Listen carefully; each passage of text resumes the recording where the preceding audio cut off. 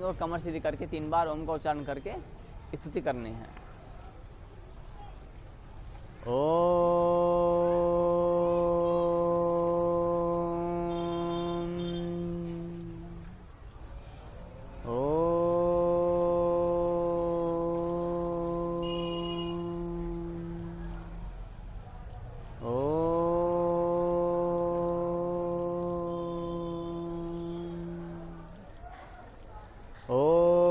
नारायणं नमस्कृत्य नरं चैव नरोत्तमं देवीं सरस्वतीं व्यासं ततो जयमुदीरयेत्। ओम नमो भगवते वासुदेवाय। ओम नमः पितामहाय। ओम नमः प्रजापतिभ्यः। ओम नमः कृष्णद्वैपायनाय। ओम नमः सर्वविघ्नविनायकेभ्यः। जयति पराशर सूनुः सत्यवती हृदयनन्दनो व्यासः यस्यास्य कमलगलितं वाङ्मयमृतं जगत्पिबति। अज्ञानतिमिरान्धस्य ज्ञानाञ्जनशलाकया चक्षुरुन्मीलितं येन तस्मै श्रीगुरुवे नमः।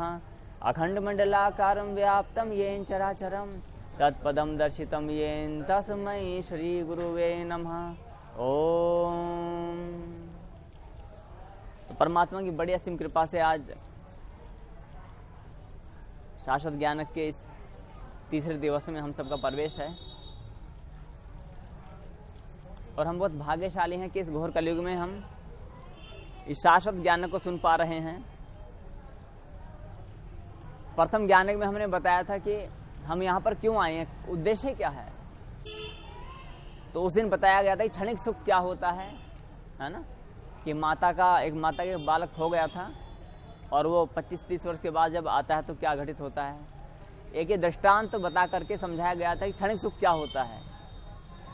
तो आज हम ये समझेंगे कि वास्तव में क्षणिक सुख तो समझ गए, अब हमें समझना है कि वास्तव में हम और आप हैं कौन। हम आत्मा है या शरीर। ध्यान देना प्रभु, मैंने कहा कि आज का जो ज्ञान है वो बालकों के लिए और युवाओं के लिए विशेष आवश्यक है और यहाँ पर अधिकांश बालक और युवा वर्ग बैठा हुआ है। तो आप संपूर्ण ध्यान और मन यहीं पर रखना। यहाँ पर जैसे कि पहले बताया गया कि कोई हम कथा नहीं सुनाते हैं कि भगवान श्री कृष्ण ने माखन खाए हो, आप जानते हैं, आप देखते हैं। लेकिन जो तर्क वितर्क है वैज्ञानिक स्तर पे, तो यहाँ पर समझाया जाता है कि वो परमात्मा है या नहीं है तो किस रूप में है, क्या कारण है उसका। इसलिए आपका इस ज्ञान को आत्मसात करना, सुनना बहुत अत्यंत आवश्यक है। आपकी प्रत्येक कल्याणकारी शंकाओं का समाधान यहाँ वैज्ञानिक स्तर पे किया जाता है, भावनाओं के आधार पे नहीं कि हम तो मानते नहीं, वैज्ञानिक स्तर पे किया जाता है। इसलिए बहुत ध्यान सुनेंगे। अच्छा, आत्मा है या नहीं, या फिर हम आत्मा है शरीर हैं। मैं बालकों से पूछना चाहूँगा क्या कहना चाहोगे बालक से, हम आत्मा है शरीर। आप आत्मा ना, आपने, वो मेरा काम है ना, आप आत्मा है शरीर, कुछ भी एक उत्तर दे दो।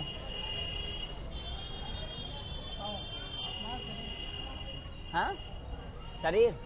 बहुत, एक ताली बजाओ बच्चे के लिए, बहुत अच्छा। बच्चे, मुख्य चीज़ ये है कि बालकों की झिझक खोलनी है। पहले हम क्या करते हैं, डंडा दिखा करके उनकी जो एक बोलने की क्षमता होती है उसे समाप्त कर देते। इसलिए कभी भी अपने छोटे छोटे प्यारे बालकों को इस तरह से व्यवहार इनके सीखना हम जहाँ पर जो सिखाया जाता है, एक चीज़ सिखानी है, कैसे कैसे इन बालकों का मनोबल बढ़ा करके आप इन्हें बहुत ऊंचाई की पद पर लेकर जा सकते हो। और यदि आपने डरा कर धमका कर इनका मनोबल तोड़ दिया, ये कभी आगे नहीं बढ़ने वाले। कहाँ पर डांटना है, कहाँ पर प्रेम करना है, ये सब एक कला होती है ना। ऐसा नहीं हम मान्य साधु डांटते हैं, बहुत डांटते हैं, डंडा पिटाई सब कुछ होता है, लेकिन कहाँ पर उसका मनोबल बढ़ाना है ये हम जानते। इसलिए जैसे मैं बोलता हूँ तो आप हस्तक्षेप मत करो बालकों के लिए, है ना। ये बच्चे ने बहुत अच्छा उत्तर दिया, हम शरीर है ना। तो वास्तव में अच्छा पीछे उत्तर देंगे आप, क्या है, आत्मा की शरीर है। बहुत अच्छा, आपके अनुसार? हाँ, आपके अनुसार शरीर है ना। वास्तव में हम कौन है, शरीर हैं, है ना। तो वास्तव में अच्छा मान लेते हैं कि हम शरीर हैं, तो ये शरीर, जैसे कोई व्यक्ति मरा हुआ पड़ा है तो वो बढ़ता क्यों नहीं। कोई बालक मर गया ना, तो उसमें फिर वो बढ़ता क्यों नहीं है, चलता फिरता क्यों नहीं है, यदि वो शरीर है। ये सोचने वाला प्रश्न है। मान लेते हैं कि हम एक शरीर हैं, तो क्या कारण है कि मरा हुआ व्यक्ति से मरा हुआ मान लेते हैं, वो बढ़ता क्यों नहीं, उसकी लंबाई क्यों नहीं बढ़ती, वो आंखें क्यों नहीं खोलता है? कोई ना कोई तो कारण होगा ना। क्या कारण हो सकता है? उसकी आत्मा शरीर छोड़ देती है। नहीं, हम तो शरीर हैं अभी तो नहीं, जैसे बालकों ने बताया यहाँ पर हम शरीर हैं। उस दृष्टिकोण से जो आत्मा मानते हैं उनके लिए तो कोई ऐसा प्रश्न नहीं होता, लेकिन जो शरीर मान के बैठे हैं तो उनके लिए शंका होगी एक, कि यदि हम शरीर हैं तो जो मरा हुआ व्यक्ति है उसमें वो भी शरीर है और हम जीवित हैं, हम भी शरीर हैं, तो अंतर क्या हो गया? चिंतन करना है। जान नहीं है, हमें जान है। जान से तात्पर्य क्या है? चिंतन करना है। हाँ जी, जान से क्या अर्थ हो सकता है? जान से हम कह सकते हैं उसमें प्रोटीन, विटामिन, है ना, ये सब कम हो गए, है ना, ऊर्जा कम हो गई, ये माना जा सकता है। हमने उसे बादाम काजू मुनक्के घोट घोट कर पिला दिए, जो मरा हुआ उसको मुंह में डाल दिए, और ग्लूकोज से पूरे इंजेक्शन से उसको पूरा रक्त जो है उसमें चढ़ा दिया, प्रोटीन विटामिन सब लगा दिए, अब तो उसमें कुछ कमी नहीं है। फिर भी क्या कारण है कि चल नहीं पा रहा? क्या कारण है कि वो मरा हुआ बालक, उसका शरीर बड़ा नहीं हो पा रहा, सड़ जाता, बल्कि 3-4 दिन में इतनी बुरी दुर्गंध आएगी आप देख नहीं पाओगे उसको। क्या कारण है मुझे बताएं? जो विज्ञान, मैं भी विज्ञान का प्रेमी हूँ, है ना, मैं विज्ञान के आधार पर बात करता हूँ, इसलिए मैंने विज्ञान के आधार पर बात की है। हाँ जी, क्या नहीं? तो ऊर्जा कहाँ है? हमने ऊर्जा कौन सी ऊर्जा हमने डाली है ना? ऊर्जा, प्रोटीन डाला है, भोजन डाला है, फल फ्रूट डाले हैं, सब्जी डाला है। हाँ जी, हाँ, तो ऊर्जा हमने डाल दी है, फिर भी ऊर्जा क्यों नहीं आ रही है? हाँ जी, मर चुका है, क्या उसका कारण क्या मरने का? मरे हुए में मान ले मैं भी एक शरीर हूँ और वो भी एक शरीर में बोल रहा हूँ, हाथ पैर हिला रहा हूँ, और मरा हुआ भी शरीर है, और मुझसे अधिक ऊर्जा एक बलवान व्यक्ति में है जो करीब उसमें अंदर 150 किलो भार है, और वो बहुत अच्छा उसका शरीर बना हुआ है, महाबली खली ऐसा शरीर है, खली है ना, महाबली खली। 2 भ्राता शरीर और हैं जो विदेश में जाकर लड़ाई करते हैं, ऐसे वो लगा के माथे पर सफेद रंग, भगवान शंकर के लंबे लंबे बाल हैं, उनके नाम नहीं जानता है ना, है? हाँ, वो 3 ऐसे करके तिलक लगाते हैं, है ना। अब बताओ, मान लेते हैं कि ऐसा ही कोई व्यक्ति मान लो, और वो मरा हुआ व्यक्ति है, और मैं पतला सुक्का सा व्यक्ति यहाँ पर मैं हाथ पैर हिला रहा हूँ, वो मुझसे स्वस्थ है, बल में भी अधिक, लेकिन वो मरा हुआ, वो कुछ भी एक मक्खी भी नहीं हिला पा रहा वो, तो उसके अंदर ऊर्जा अधिक है ना, मुझसे तो उसमें ऊर्जा बहुत अधिक है, मुझे तो उठा के फेंक दे दीवार के पार। कारण क्या है कि वो कुछ नहीं कर पा रहा। यदि हम आत्मा के अस्तित्व को नकार देते हैं, आत्मा नहीं है, तो ध्यान देना। इसलिए मैं आपसे निवेदन करूंगा कि इस ज्ञान को उन सब बालकों को, उन सब ये बालक है ना, इन बालकों को कोई दोष नहीं, क्योंकि इन्हें वो ज्ञान देने वाला कोई भी नहीं है। सच्चाई है, ये जानना चाहते हैं, किंतु इन्हें तर्कपूर्ण वैज्ञानिक स्तर पर कोई ज्ञान देने वाला नहीं है। क्या बोला तो चुप रहना, खोपड़ी मत खा, ये नक्की कर देते, किनारा करवा देते इन बालकों को। इसलिए मैं वही प्रयोग करना चाहता हूँ, यहाँ पर समझाना चाहते हैं कि यदि हम आत्मा के अस्तित्व को नकार देते हैं तो उत्तर बन ही नहीं पाएगा, है ना। अभी मैं और भी उलझा सकता हूँ, और भी उलझा देते हैं। चलो, एक बार मेरे पास ऐसे एक बालक आया, उसने बोला IITians था, वो कोई वैज्ञानिक था, एक वैज्ञानिक जो आया, या कोई पढ़ा लिखा बालक मान लो, वो आया, उसने बोला जी महाराज हम शरीर हैं, हम आत्मा नहीं है। हमने कहा आप सिद्ध करो कि हम शरीर हैं। हमने कहा प्रभु एक बात बताओ। उसने बोला कि हम चलते फिरते हैं, और जो मशीन है वो भी चलती फिरती है ना। उसने उस पढ़े लिखे बालक ने क्या बोला हमें कि जैसे एक मशीन होती है, जैसे एक यंत्र होता है, उसी प्रकार से हमारा शरीर है। हमने कहा प्रभु हम समझे नहीं, हम समझाने का प्रयास करें। बोले जैसे मोटरसाइकिल में तेल होता है वैसे ही मनुष्य भोजन खाता है। अब देखो आजकल की जो शिक्षा प्रणाली है उसका परिणाम, जैसे मोटरसाइकिल में क्या होता है, तेल होता है, पेट्रोल होता है, वैसे ही मनुष्य क्या खाता है, भोजन। आप इस ज्ञान को यदि बाहर लेकर के जाओगे तो बहुत लाभ होगा, आप इसको यहीं पर छोड़ करके जाओगे तो इतना लाभ ना होगा। इसलिए आपको ध्यान से सुनना है। मैं भले ही आज एक ही विषय लूं, किंतु आप उस विषय को आत्मसात करो और आज की रात्रि में उसका चिंतन मंथन करना है। ध्यान देना प्रभु, आज के बाद में आपके जीवन में से ये शंका निकल जाएगी कि आप हो कौन वास्तव में, आप शरीर हो या आत्मा। आज के बाद इससे संबंधित कोई शंका रहेगी ही नहीं। इसलिए बहुत ध्यान सुनना है। एक बालक आया पढ़ा लिखा, बोले कि हम तो एक शरीर हैं। तो मैंने कहा प्रभु हम चलते फिरते कैसे हैं? तो बोले जैसे एक यंत्र होता है, मोटरसाइकिल होती है, उसके अंदर तेल होता है, वैसे ही तेल पी करके चलती है गाड़ी। मनुष्य क्या भोजन खा करके चलता है, तेल समाप्त गाड़ी रुक जाएगी, भोजन समाप्त हम भी रुक जाएंगे। तो बोले महाराज जी समझे कि नहीं समझे? मैंने कहा हाँ जी महाराज समझ गए। तो मैंने कहा महाराज एक बात बताओ, हम तो बोलते भी हैं, माना कि ये शरीर एक यंत्र है, माना कि ये शरीर एक यंत्र है, माना कि ये शरीर एक मशीन है, किंतु हम बोलते हैं और मशीन बोल नहीं सकती। मशीन बोल नहीं सकती, है ना। ऊर्जा किससे आती है? ऊर्जा को तो हमने बता दिया। ऊर्जा किससे आती है? भोजन से आती है। और गाड़ी में ऊर्जा किससे आती है? पेट्रोल से आती है, डीजल से आती है, या एलपीजी सीएनजी गैस उससे आती है। ध्यान देना। हमने बोला प्रभु हम बोल सकते हैं और यंत्र बोल नहीं सकता। उसने बोला महाराज जी आपका ज्ञान अधूरा है। ध्यान देना, जो मोबाइल होता है वो भी एक यंत्र है और मोबाइल बोलता भी है। अच्छा मोबाइल बोलता है या नहीं बोलता है? गाना नहीं गाता उसको, गाना चला दो बोलता है, वो बोलता है ना।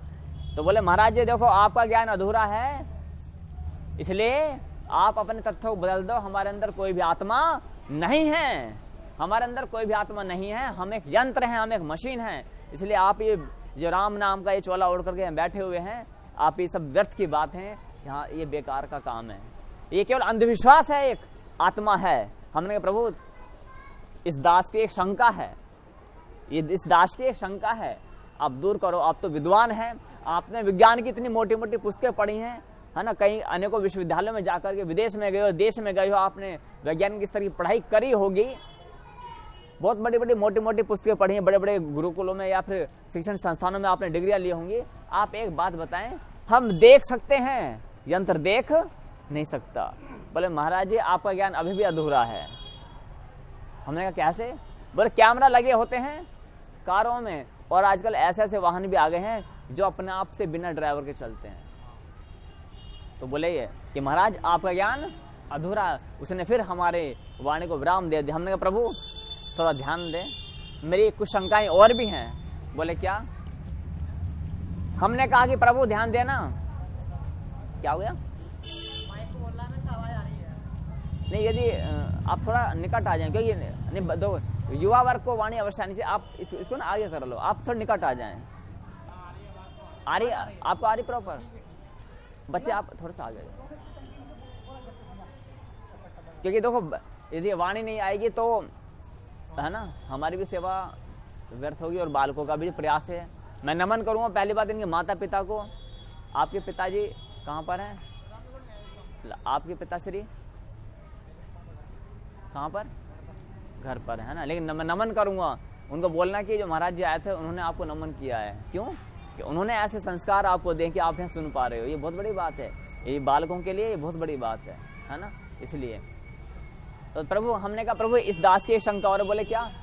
यंत्र सुन नहीं सकता और हम क्या कर सकते हैं? सुन सकते हैं। बोले महाराज आपका ज्ञान फिर अधूरा है। कैसा अधूरा है?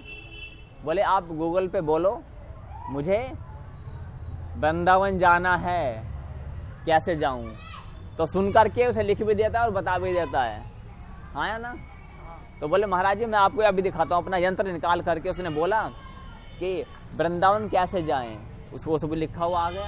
हमने प्रभु बात तो ठीक है, ये तो सब कुछ है नहीं कि यंत्र देख भी सकता है, सुन भी सकता है और बोल भी सकता है। हमने उसने सिद्ध कर दिया कि वास्तव में आत्मा नाम का कोई अस्तित्व नहीं है, हम केवल एक यंत्र हैं, मशीन हैं। और जैसे यंत्र में भोजन समाप्त हो जाता है वैसे ही मनुष्य में भोजन समाप्त हो जाता है, वो रुक जाता है। हमने कहा प्रभु एक बात बताओ मुझे बस एक बात बताओ, हम चल सकते हैं, हम दौड़ सकते हैं, हम चल सकते हैं, हम दौड़ सकते हैं, हम रुक सकते हैं, क्या यंत्र में ये क्षमता होती है? आप बताओ मुझे, क्या मशीन में ये क्षमता होती है? उसने बोला महाराज आपका ज्ञान फिर अधूरा है। हंसने लगा वो। बोले महाराज आपकी शिक्षा अधूरी है, यंत्र चलता फिरता दौड़ता ही नहीं है, यंत्र मंगल ग्रह तक चला जाता है। सत्य है ना। और यंत्र जो कर सकता है वो आप कभी नहीं कर सकते। एक इंजन जो होता है रेलगाड़ी का, वो सैकड़ों डब्बे खींच के ले जाता है और आपसे एक उसका पहिया भी नहीं हिल सकता। हमने कहा प्रभु बात तो ठीक है। अच्छा फिर समस्या क्या हुई? उसने सिद्ध कर दिया कि हमारे अंदर आत्मा नहीं है, बारंबार सारी बातें करती चली गई, है ना। और एक बात और बताएंगे, हमने कहा प्रभु हम सोचते हैं हमारे अंदर आत्मा है, इसीलिए हम सोचते हैं। मरा हुआ व्यक्ति सोच नहीं सकता, है ना, मरा हुआ व्यक्ति सोच नहीं सकता। उसने बोले महाराज मरने का अर्थ क्या होता है पहले ये समझ लो। हमने कहा प्रभु बताएं, जैसे हमने आपसे पूछा मरने का अर्थ क्या होता है। बोले कि जैसे किसी यंत्र में उसके आंतरिक जो भाग होते हैं वो काम करना बंद कर देते हैं, उनकी यंत्र की जो कलपुर्जे हैं उनकी व्यवस्था बिगड़ जाती है, तो वो किसी भी प्रकार ठीक नहीं हो पाता। तो उसे हम बोलते हैं अब ये गाड़ी, ये वाहन व्यर्थ हो गया है, इसे कटवा दो कबाड़े में। होता नहीं होता है। एक स्थिति ऐसी आती है कि कैसा भी यंत्र क्यों ना हो, उसे आपको कबाड़े में ही बेचना पड़ता है। एक स्थिति ऐसी आ जाती है, आती नहीं आती है, चाहे कितना ही महंगा क्यों ना हो यंत्र। तो बोले उसी प्रकार से ये शरीर एक यंत्र है, और जब इस यंत्र के कलपुर्जे, इस यंत्र के अंग अपना अपना कार्य करना बंद कर देते हैं, तो मूर्ख मनुष्य कल्पना कर लेता है कि इसमें से आत्मा निकल गई, किंतु आत्मा नाम की कोई वस्तु या कोई तत्व इसमें नहीं होता। इसलिए जैसे उस यंत्र में सारे उसके कलपुर्जे काम करना बंद कर देते, उसे व्यर्थ घोषित करके उसे कबाड़े में बेच दिया जाता है, उसी प्रकार से इस शरीर रूपी यंत्र में आत्मा नहीं होती। महाराज जी इस भ्रम में मना रहो कि आत्मा कुछ होती है, कुछ भी नहीं, कल्पना है। केवल जो धार्मिक व्यक्ति है उनकी कल्पना है ये। तो इसलिए शरीर के अंग, किडनी, लीवर, गुर्दे जो भी होते हैं, हृदय वगैरह, वो काम करना बंद कर देते हैं, और मनुष्य कल्पना कर लेता है अपने मन को बहलाने के लिए कि हमारे पिताजी तो वहां चले गए स्वर्गलोक में, वो कहीं नहीं गए, वो शरीर थे, यंत्र था, यंत्र ने काम करना बंद कर दिया, इसलिए सब कहानी गड़बड़ हो गई। हमने कहा प्रभु ठीक है, मान लेते हैं। अच्छा यहाँ तक तो आपको समझ आ गया था ना, कोई शंका तो नहीं प्रभु? कोई भी शंका हो ये दास निवेदन करेगा कि आप तुरंत प्रश्न कर सकते हैं, यथा समय आपके प्रश्न का उत्तर दिया जाएगा। हम आत्मा है या शरीर ये समझना है, तो उस पढ़े लिखे विद्वान ने ये सिद्ध कर दिया तर्क दे दे करके कि हम आत्मा नहीं, हम कौन है? शरीर हैं, हम एक यंत्र हैं, हम एक मशीन है। बात तो ठीक है। और ये हम अपने विद्यालय में सुनते भी आए हैं कि कहाँ आत्मा है, किसी ने देखी आत्मा, उस पर भी हम आएंगे। आज समय कम है क्योंकि थोड़ा विलम्ब हो गया। मैं और निवेदन भी करूँगा कि लगभग यहाँ पर हमारे आने से पहले व्यवस्था हो पाए तो बहुत उत्तम होगा, ताकि समय पर्याप्त समय मिलेगा तो समझाने का अवसर अच्छा मिलेगा, तो हम अधिक समय में थोड़ा और भी अधिक समझा सकते हैं। अब प्रभु हमने कहा कि एक बात बताओ, हमारे अंदर आत्मा है और उस आत्मा के कारण हम सोच सकते हैं, यंत्र सोच नहीं सकता।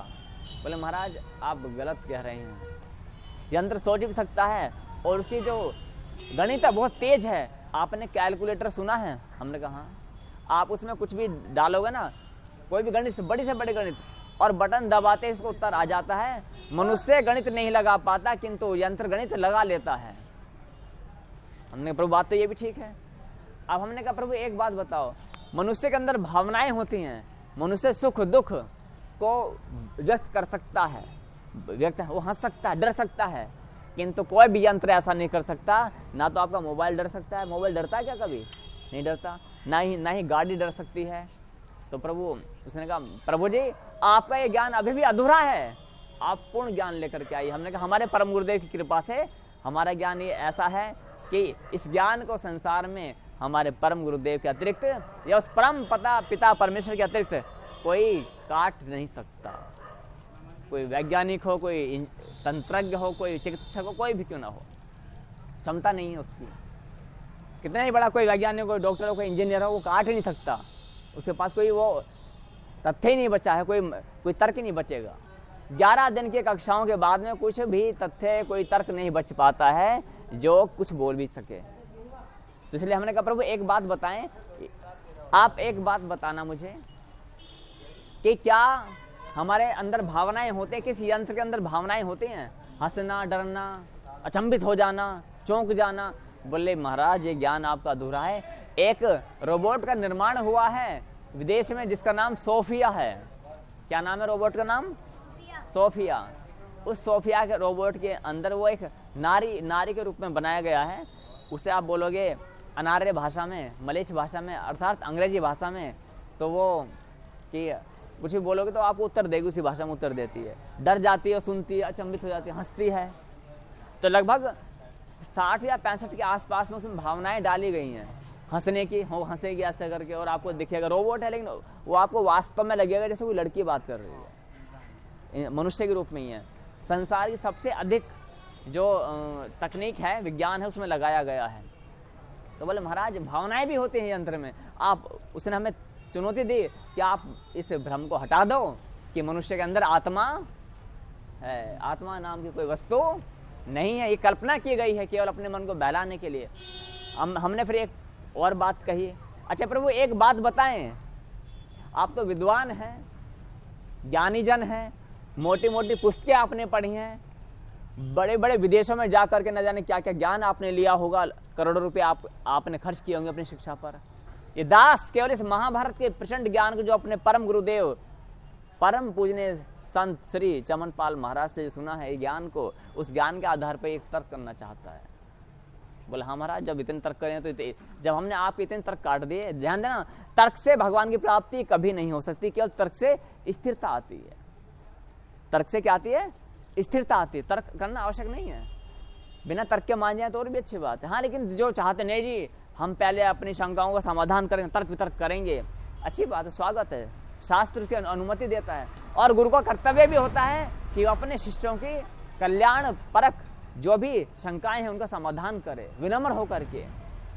हमने एक प्रश्न किया, प्रभु एक बात बताएं, आप सब मुझे इसका उत्तर देंगे। हाँ, लाइन पार वाले जो भी यहाँ पर हैं श्रद्धालु, जो विज्ञान के प्रेमी हैं, आप प्रभु बैठ जाएं, आ जाओ, बैठ जाओ। तो इसलिए हमने कहा प्रभु आप एक हमारी शंका है छोटी सी, इस दास पर थोड़ी कृपा करें और अपनी मोटी मोटी विज्ञान की पुस्तकों का जो ज्ञान है उसका हाथ इस दास के सर पर रख दें, ताकि हमारा भी जीवन सफल हो जाए। हम ये सफेद वस्त्र पहन करके चोटी बढ़ा करके भगवान की भक्ति में जो लगे हुए, क्या पता है हमें भ्रम हो, है ना, हम व्यर्थ अपने जीवन व्यर्थ ना कर रहे हैं। इसलिए हम आपसे एक प्रश्न करना चाहते हैं, आपने कभी नीम का पेड़ देखा है? आपने नीम का पेड़ देखा है? देखा है ना, बहुत अच्छा। उस पर गुठली लगती है, गुठली देखी होगी ना। जब बरसात के दिनों में, वर्षा ऋतु में, वो गुठली बीज धरती पर गिरता है, कई सारे नीम के फल नीचे गिरते हैं, है ना, तो उसमें से कुछ बीजों में से क्या निकलता है? कुछ होता है, बारिश का पानी लग कर, मिट्टी लग करके कुछ पौधा वगैरह निकलता है। तो काफी कम है ना पेड़ के लिए, तो आसपास में यहाँ के आसपास यहाँ पे कौन सा पेड़ अधिक होता है? हाँ, है ना, मान लेते हैं कि चना का पेड़, चना का जो पौधा होता है, कोई भी गन्ना है, कोई भी एक पेड़, कोई भी वृक्ष, कुछ भी जो वनस्पति है, जामुन का भी बीज नीचे गिरेगा तो उस बीज में से क्या निकलेगा? जामुन का पौधा निकलता है, निकलता है। उचित समय आने पर, उचित जलवायु प्राप्त होने पर, वहां से उस पौधे को बड़ा होते होते कुछ वर्ष बाद में वही पौधा बड़ा हो जाता है।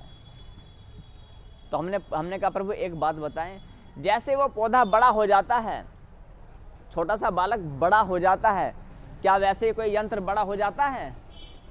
मोबाइल बड़ा हो जाएगा, आज इतना आया कल इतना बड़ा हो जाए, ऐसा हो जाता है क्या मोबाइल? ऐसा नहीं होता ना।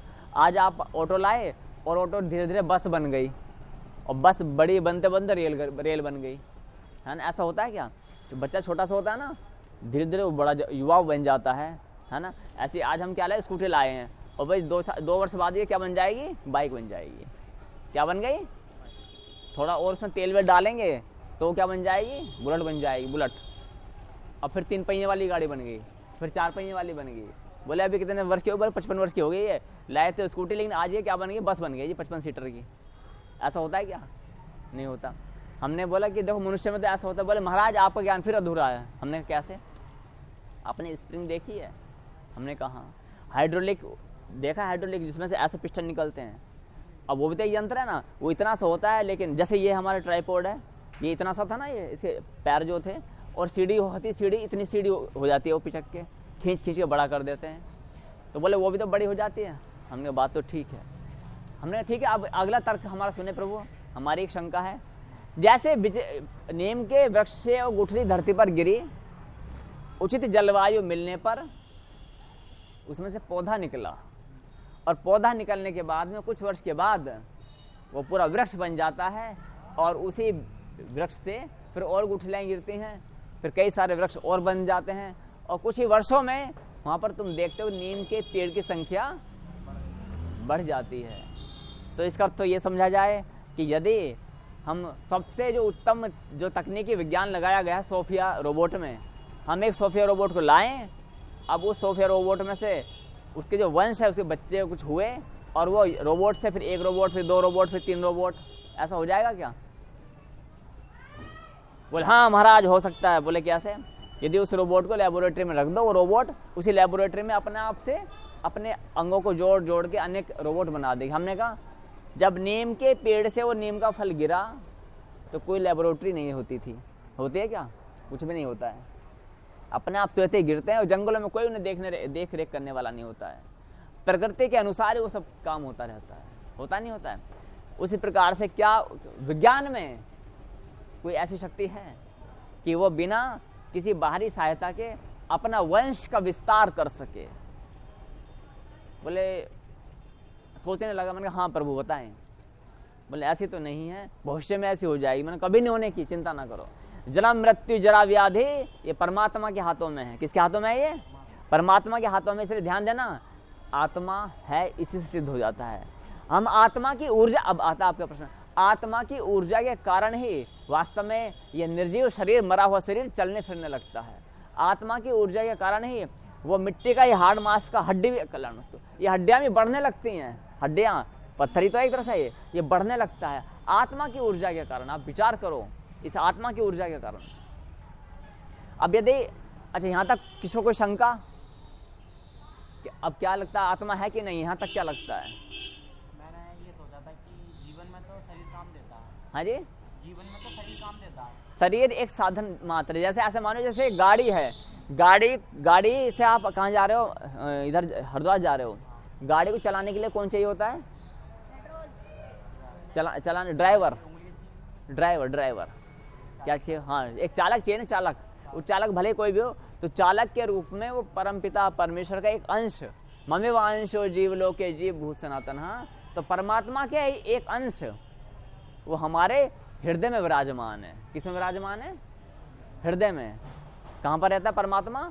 मानव शरीर के हृदय में रहता है, हृदय में, है ना। हृदय माने जहाँ से जो रक्त है वो संचार होता है। और वो अब बोलेंगे वनस्पति में कहाँ पर रहता है? वनस्पति में भी उसके अनुसार कुछ ना कुछ तो होता ही होगा ना।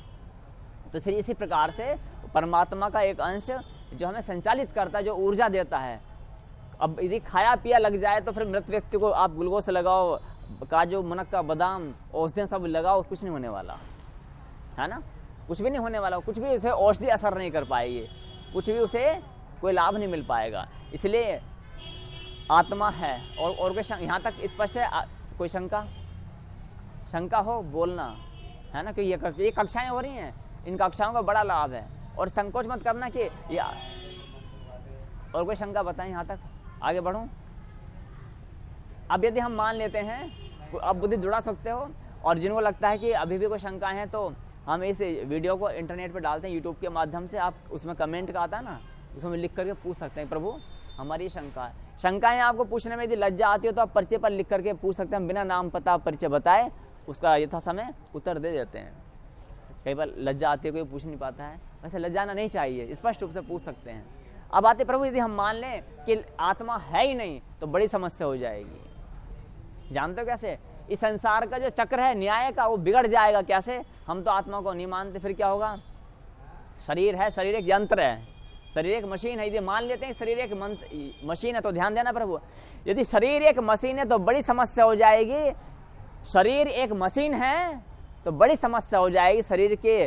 शरीर में आत्मा के अस्तित्व को हमें मानना ही पड़ेगा। कारण अभी तो एक कारण बताया, उसका उत्तर विज्ञान पढ़ने वाले बालकों के पास हो ही नहीं सकता।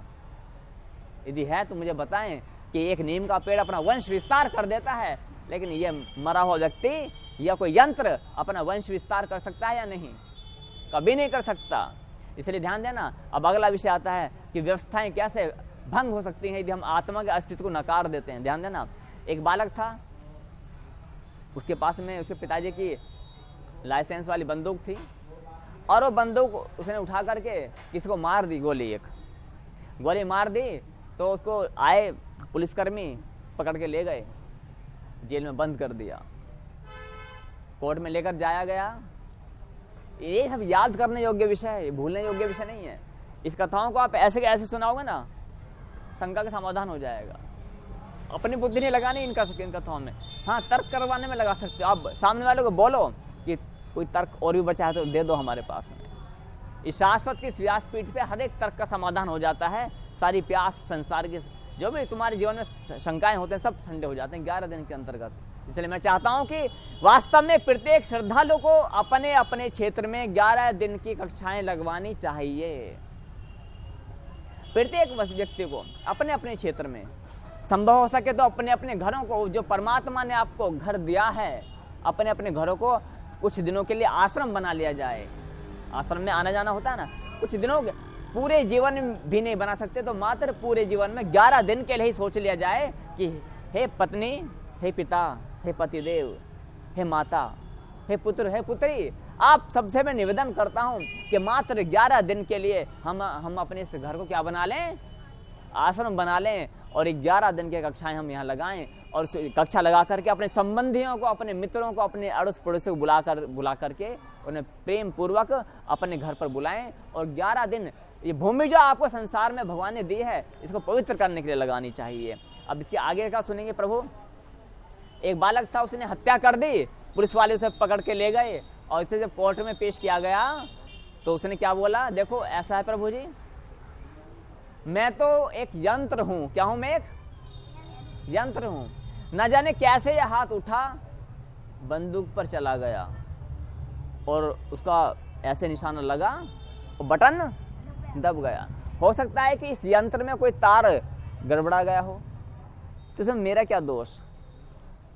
मान लेते हैं किसी ट्रांसफार्मर में आग लग जाए मार्ग पर और उसके पास कोई खड़ा है और वो भी फूंक जाए, जल जाए, तो क्या ट्रांसफार्मर को सजा मिलती है? मिलती है क्या? क्योंकि वो एक यंत्र है। उस ट्रांसफार्मर के फूकने से, जलने से 2 व्यक्ति की मृत्यु भी हो जाती है, तब भी उस ट्रांसफार्मर को कोई दंड नहीं देता, क्योंकि वो एक यंत्र है और यंत्र को कोई दंड देता है क्या? तो प्रभु आप मुझे डंडे क्यों मार रहे हो? मैं भी तो एक यंत्र हूं। जैसे उस ट्रांसफार्मर में आग लगती है तो कोई विशेषज्ञ आता है, उसके तारों को ठीक कर देता है और वो पुनः कार्य करने लगता है।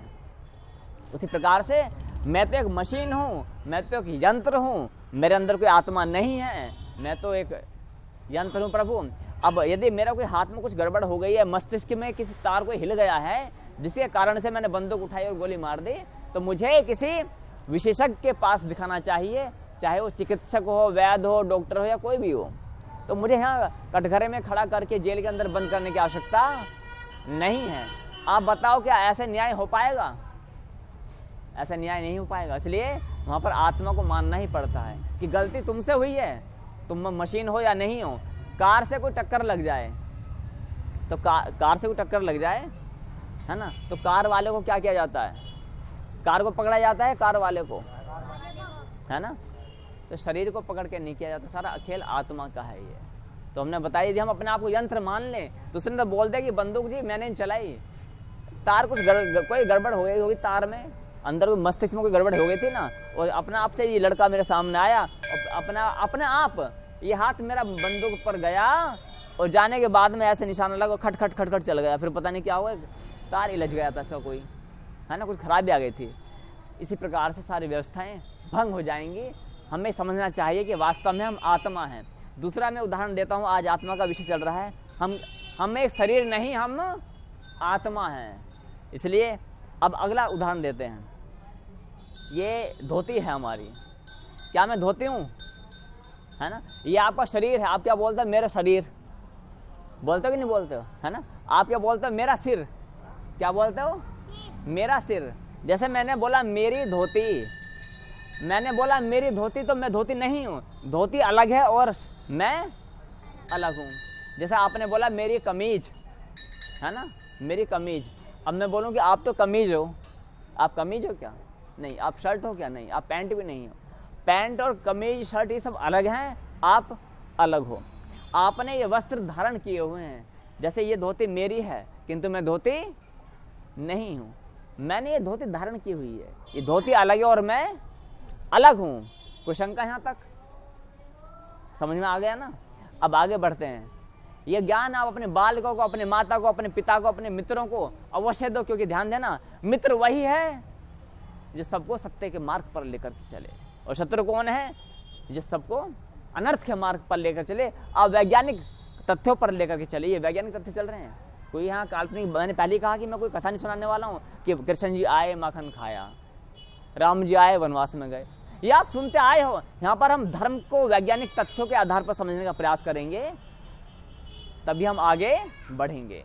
हम क्यों आए हैं, क्या करना है, तिलक क्यों लगाया, ये तो पाखंड भी जो आपके मन में आता है, ये धोती पहनने से क्या राम मिल जाएगा? पाखंड ले रहा है ये चंदन का तिलक लगाना पाखंड है, इससे कोई राम नहीं मिलता हुआ। अच्छे कर्म करे जाओ, इन 11 दिनों में सब बातों को उत्तर दे दिया जाएगा, किंतु क्रम के अनुसार, है ना। जैसे प्रथम कक्षा, दूसरी कक्षा, तृतीय कक्षा, कई सारी चीजें आती हैं कि अच्छे कर्म करो बस सब कुछ ठीक है जी, किसी का बुरा मत करो, बस यही भगवान की भक्ति है। ये सब तथ्यों का, प्रश्नों का उत्तर इन 11 दिनों की कक्षा में दे दिया जाएगा। आप अपने मन और ध्यान को यहाँ पर लगाकर सुनेंगे बड़े प्रेम से। अब आगे बढ़ते हैं। अभी इससे पहले हम क्या बता रहे थे? यह ध्यान है, एक विषय लेकर चल रहे थे। हाँ, एक बार ताली बजाओ मान्य साधु के लिए। इसलिए हमें ध्यान भी रखना कि अभी मैं कौन से तथ्य लेकर चल रहा था। ये धोती मेरी है किंतु मैं धोती नहीं हूं। अब आगे बढ़ जाते हैं। ये हाथ मेरा है, क्या मैं हाथ हूं? ये हाथ आपके हैं प्रभु जी, क्या आप हाथ हो? क्या ये हाथ आपके हैं? तो आप कौन हो? कब चिंतन करो आप, जो ये मानते हैं कि आत्मा है ही नहीं। मैं उन बुद्धिजीवियों से ये निवेदन करूंगा, आप पूछो अपने आप से, ये हाथ मेरा है तो मेरा मेरा कहने वाला कौन है? हाँ जी, आदमी। हाँ जी, आत्मा है तो आत्मा ही। लेकिन जो आत्मा को मानता होगा उसकी तो प्रश्न का उत्तर मिल गया, किंतु जो आत्मा को नहीं मानता वो फंस जाएगा, बेचारा फंसेगा ना वो। अब वो कहेगा मैं तो आत्मा हूं ही नहीं, मैं शरीर हूं। तो फिर तो ये क्यों बोलता है कि ये हाथ मेरा है ना? किस अधिकार से बोलते? जैसे ये धोती मेरी है तो मैं तो अलग हूं ना, मैं धोती थोड़ी ना हूं, नहीं कह सकता ना। तो ये हाथ मेरा है, मैं हाथ नहीं हूं। ये शरीर मेरा है, मैं शरीर। आप ये तो बोलते आज मेरे शरीर में जो दर्द हो रहा है, होता ना, किसके शरीर में हो रहा है? मेरे शरीर में। तो मैं अलग हूं, शरीर अलग है। मेरा सिर, मैं अलग हूं, सिर अलग है। मेरा पेट, मेरे कंधे, मेरे पैर, मैं अलग हूं, पैर अलग है। आप विचार करना, ध्यान देना प्रभु। ये दास जो बातें बता रहा है ये कोई काल्पनिक बातें नहीं है, बड़ी वैज्ञानिक स्तर पर बातें हैं। बड़े बड़े वैज्ञानिक घुटने टेक देते हैं इस ज्ञान के सामने, जो हमारे परम गुरुदेव ने ये ज्ञान हमें दिया है। ये बड़ा अकाट्य ज्ञान है। बड़े बड़े जो यहाँ पे तर्क वितर्क करने वाले आते हैं, सब घुटने टेकते चले जाते हैं। दो ही काम होते हैं, या तो बिना तर्क के अपना समूह लेकर चुप चले जाते हैं, या चुपचाप इस परम पिता अनंत ब्रह्मांड को जो बनाने वाला परमात्मा है, जो राम है, जो कृष्ण है, जो शिव है, जो माँ भगवती है, जो निराकार है, जो साकार है, उसकी शरण में आ जाता है। नास्तिक से आस्तिक बन जाता है, अहंकार का त्याग कर देता है।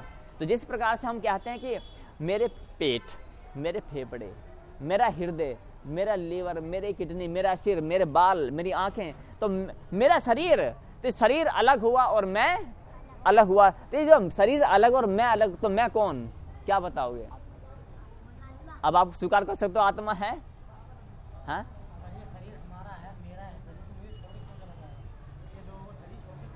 हाँ जी। अब आने जो शरीर आपस में नहीं है, प्रभु हरिओम, आपस में बात नहीं करेंगे, आज से नहीं। यदि शास्त्र में गुरु गीता में आता है कि यदि गुरु सामने होते हैं तो हमें आपस में वार्तालाप करनी नहीं चाहिए। इससे हम ब्रह्म राक्षस की योनि में जाते हैं, कि इससे व्यवस्थाएं भंग हो जाती हैं। ये शिव पुराण में आता है, स्कंद पुराण के अंतर्गत शिव पुराण जो आती है, शिव गुरु गीता के अंतर्गत आता है। इसलिए आपस में वार्ता नहीं करेंगे। इसलिए यहाँ पर अब आगे बढ़ते हैं। हम आत्मा हैं, शरीर नहीं है। अब समस्या ये होती है, प्रभु जी चलो मान लिया कि हम आत्मा है, सिद्ध तो हो चुका, मानना तो पड़ेगा, और कोई उपाय भी नहीं है, और कोई उपाय भी नहीं है। अच्छा एक बात बताओ महाराज, ये आत्मा है तो ये आत्मा दिखती क्यों नहीं है? और जिसे हमने देखा नहीं उसे हम मानते भी नहीं। मैं तो ये देखी दिखाई बात पर विश्वास करता हूँ, मैं ऐसी सुनी हुई बात पर विश्वास नहीं करता। क्या आपने अमेरिका देखा है? एक बालक ने बोला कि अच्छा हम आत्मा है, आत्मा दिखती है क्या? हमने प्रभु देखी जा सकती है, इसकी विधि है। तो हमने कहा प्रभु आपने अमेरिका देखा? बोले नहीं देखा। तुरंत अपने विद्यालय की पुस्तक उठा के लाया, बोले ये अमेरिका है। तो हमने भी यहाँ पर दिखा दिया, देखो तो ये भगवान है। हम तो नहीं मानते इन्हें, ये भगवान तो असली का भगवान दिखाओ हमें। इस तरह से उन्हें कहना आरंभ किया। तो विषय पर आते हैं, हम आत्मा है। अब समस्या होती है कि हम यहाँ बंधे क्यों हैं, किस कारण से बंधे हैं। इसको एक कथा के माध्यम से समझेंगे। हम यहाँ पर बंधे क्यों हैं इस संसार में? अपने कर्मों से, अपने कर्मों से। अब पर ये कर्म कैसे हुए? उस परमात्मा ने, उस परमात्मा ऐसा साधु संत बताते हैं, उस परमात्मा ने आनंद के लिए अपने, पहले वो अकेले ही परमात्मा था, उसने अनेकों रूप किए, अपने एक रूप किए। अभी हम पढ़ते हैं डार्विनवाद की थ्योरी, पहले बंदर थे, फिर आदिमानव बन गए, फिर मनुष्य बन गए, पढ़ते हैं ना। ये सब व्यर्थ की थ्योरी है, व्यर्थ का सिद्धांत लगा रखा है। एक वो बता दें कि बिग बैंग थ्योरी, सुना होगा बिग बैंग थ्योरी, है ना? सुना है किसी ने? बिग बैंग थ्योरी की ब्रह्मांड की उत्पत्ति कैसे हुई? हाँ, आएगा कक्षाओं में आएगा। अभी हम कहते हैं हमें फंसे कैसे हैं। बिग बैंग थ्योरी होती है, स्टीफन हॉकिंस के एक वैज्ञानिक हुए थे, तो उन्होंने बताया कि धमाका हुआ और ब्रह्मांड बन गया। व्यर्थ की बकवास जो होती है, कल्पनाएं कर करके अपनी बुद्धि पका रखे लोगों ने, वैज्ञानिक भी बन करके इस तरह से। अब आगे बढ़ते हैं कि यहाँ पर हम इस संसार में फंसे कैसे हुए हैं? केवल अपने ही कर्मों से। और वो कर्म क्या है? कामनाएं। जब तक हमारी भौतिक जगत को पाने की कामनाएं पूर्ण नहीं होंगी, तब तक हम फंसे ही रहेंगे। तो इस विषय पे पहले समय बताएंगे। समय क्या हो रहा है? 10 बज चुके होंगे, तो फिर मैं विराम लगाऊंगा। हाँ, तो अभी आधा घंटा बाकी है, तो मैं आधे घंटे में कुछ विषय लेकर चलूंगा। हम यहाँ फंसे कैसे हुए हैं, ध्यान देना। जो चाचा मामा ताऊ ये संबंध जो होते हैं हमारे, ये कैसे बने हैं? उस परमात्मा ने अपने एक रूप को अनेकों रूपों में विभक्त कर दिया, और हम सब उसी के ही एक परमात्मा के अंश हैं। परमात्मा का अंश होने के कारण ही हम आनंद की खोज में रहते हैं। आप जो भी प्रातः काल से लेकर सायंकाल तक जो भी कर्म करते हो, उसका अंतिम उद्देश्य क्या होता है? आनंद, सुख होता है। क्या होता है? सुख, और कोई कारण नहीं है। आप जो भी चाहते हो, लेकिन वो सुख आज तक मिल ही नहीं पाया, इसलिए आप प्यासे रह जाते हो, और प्यासे मनुष्य चल बसता है। अपूर्ण कामनाओं को लेकर के मनुष्य मर जाता है, उसकी कोई कामनाएं पूर्ण होती हैं, कुछ नहीं हो पाती हैं। यही उसको चिंतन मंथन लगा रहता है। अब भगवान ने क्या किया? सृष्टि बना दी सारी की सारी, और परमात्मा ने क्या कहा? एक उदाहरण के तौर पर समझेंगे। बोला कि देखो ये रेलगाड़ी जा रही है यहाँ से वहाँ तक, बहुत लंबी यात्रा पर जा रहे हो आपको इसमें हमने बता दिया कि आप केवल दर्शन करोगे, कुछ चीज़ों को भोग नहीं करना है, इसको छूना है, इसको नहीं छूना है। जिसको छूना नहीं है समझ लो ये आपके लिए हानिकारक है, लेकिन आनंद देने के लिए आपको ये नियम बताए जा रहे हैं कि छूना नहीं है। जैसे आप अच्छा नियम बांधते हैं, दुखी करते हैं। लाइन पार के वासी बताएंगे, नियम जो होते हैं वो बांधते हैं, दुखी करते हैं। सुविधा है या दुविधा है? नियम जो होते हैं, हाँ जी, सुविधा है। पक्का? फिर आप सरकारी नियम क्यों तोड़ देते हो? तोड़ते नहीं, बहुत सारे नियम तोड़ते हैं। बोले उल्टे हाथ पर चलना है, रेड लाइट पर गाड़ी आगे नहीं निकालनी, लेकिन हम मौका देखते निकाल देते हैं गाड़ी, है ना। इसका अर्थ तो गड़बड़ तो कुछ हो रही है ना। चलती गाड़ी में से सिर्फ बाहर नहीं निकालना है। अभी देखा ना, एक घटना हुई थी मोदीनगर में, एक बालक, है ना। बहुत सारे नियम होते हैं। हम नियम वास्तव में क्या है? एक सुविधा है। तो परमात्मा ने इस खेल में अपने आप के अनेकों विभाग करे, और उसने आनंद देने के लिए क्या किया? हम सबको नियम बता दे कि ये करना है, ये नहीं करना है, और उनको हम बोलते हैं वेद। क्या बोलते हैं? वेद। उसमें विधि निषेध है, किंतु इस कलयुग में वो वेद संपूर्ण रूप से उपलब्ध नहीं है। तो उन वेदों में बताया गया कि ये करना है, ये नहीं करना है। अब मनुष्य ने क्या किया? जैसे कहीं पर नाच गाना हो रहा है, कहीं अप्सराएं नाच रही हैं, तो भगवान ने कहा कि आपको अपनी यात्रा करनी है, दर्शन कर करके कुछ ये खाना है, ये नहीं खाना है, ये इस अवस्था में खाना है, ये उस अवस्था में नहीं खाना है, ऐसा ऐसा पूरा बता दिया। कुछ मनुष्य ने क्या किया? वो कुछ मनुष्य कौन है? आप और हमने क्या किया? अच्छा यहाँ पर नाच गाना हो रहा है, रेल से उतरे और जो कुछ धन संपत्ति थी वहाँ पर वो नाच गाना देखने चले गए। अब वहाँ पर फिर हमारी आसक्ति हो गई रहने की, घर मकान बनाने की। बोले भी बड़ा आनंद सा आ रहा है, भगवान ने कहा तो थोड़ा आनंद लो, फिर आगे निकल जाओ, और भी आनंद ही आनंद है, चिंता ना करो, ये पूरा तुम्हें एक समय दिया जा रहा है। जो यात्रा में उसी नियम में बंधे रहे वो घूमकर वापस अपने परमपिता परमेश्वर के पास चले गए। और हम क्या थे, हम उसी भोग विलास में इलझ करके वहीं पर ही पड़े हुए हैं। और आज भी हम यहाँ पर अपना घर बनाने का प्रयास करते हैं, आज भी हम अपने महल बनाने का प्रयास करते हैं, परिवार बनाने का प्रयास करते हैं। तो उसी श्रृंखला में आज भी हमारी कामनाएं सुख पाने की होती है। जब बच्चा बड़ा होता है ना, वो सोचता है कि मैं माँ के स्तनपान करके सुख मुझे मिलेगा, उसे कुछ पल के लिए सुख मिलता है, कुछ आत्मा को शांति मिलती है, भूख मिट जाती है, उसके बाद फिर दुखी होने लगता है।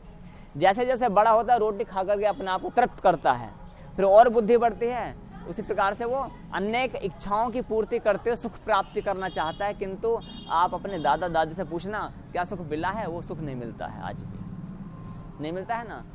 तो इसलिए अब आते हैं इस संसार में हम क्यों फंसे, केवल कामनाओं के कारण जो हमारी इच्छाएं हैं। परमात्मा ने एक नियम रखा, परमात्मा ने नियम क्या रखा है कि जो भी तुम्हारी इच्छाएं होंगी इस यात्रा में मैं उनको अवश्य पूर्ण करूंगा, ये परमात्मा का नियम है। आप अच्छी कामना रखो या बुरी कामना रखो। जैसे मान लेते किसी ने कहा कि जी मैं नेता बनना चाहता हूँ, क्या बनना चाहता हूँ, नेता। भगवान ने ये नहीं बताया कि कब इच्छा पूरी करेंगे, और वो नेता की इच्छा रखे रखे मर गया। इसलिए इच्छाएं त्याग दी जाएं तो बड़ी शांति मिल सकती है। व्याय कामान्य सर्वान पुमान सत्य निष्पर्व निर्ममो निरंकार शांतिम धी गच्छति, भगवत गीता के दूसरे अध्याय श्लोक 71। कामनाओं का त्याग बड़ा अत्यंत अनिवार्य है। इसलिए क्या हुआ, नेता बनने की इच्छा थी, वो नेता की इच्छा ले लिए मर गया, नेता नहीं बन सका। कुछ वर्षों के बाद में एक कुत्ता जन्म ले लिया। अब जैसे यह है ना, यहाँ का क्षेत्र है ये मानपुर नारायणपुर में, अब किसी गली में कुत्ता बन गया और उस कुत्ते के पीछे 15-20 कुत्ते, पहले वो कुत्ता भौंकेगा फिर सारे कुत्ते भौंकेंगे, है ना। और उस कुत्ते उस गली में कोई बाहर का कुत्ता आ भी नहीं सकता। क्यों नहीं आ सकता, क्योंकि वो जो नेता वाला कुत्ता है यदि उसने भौंक दिया तो सारे कुत्ते 15-20 उस नेता वाले कुत्ते के पीछे पीछे जाएंगे और बस कि तू मेरी गली में क्यों आया। तो भगवान ने उसकी इच्छा पूरी कर दी, नेता बन गया अपनी गली का, बना नहीं बना। उसी प्रकार से जो भी इच्छाएं होती हैं वो पूर्ण तो होंगी, लेकिन कब कैसे किस विधि से होंगी कोई नहीं जानता। इसलिए जो भी इच्छाएं हम रखते हैं वो सब पूरी होती हैं। हम यहाँ पर क्यों फंसे हैं, भगवान बताते हैं कि भगवत गीता श्लोक 3:9 यज्ञ शिष्टा सिन्ना संत मुच्यंते सर्वकिल बसे, यानी कि यज्ञ के विपरीत जो भी हम कर्म करते हैं उनके कारण हम फंसे हुए। यज्ञ कौन कौन से हैं, बहुत लंबा विषय है, तो उसको हम ऐसे नहीं बताएंगे, कथाओं के माध्यम से मैं बताने का प्रयास करूंगा। मुख्य चीज क्या होती है कि यज्ञ अर्थात परमात्मा की इच्छा के अनुसार काम करना।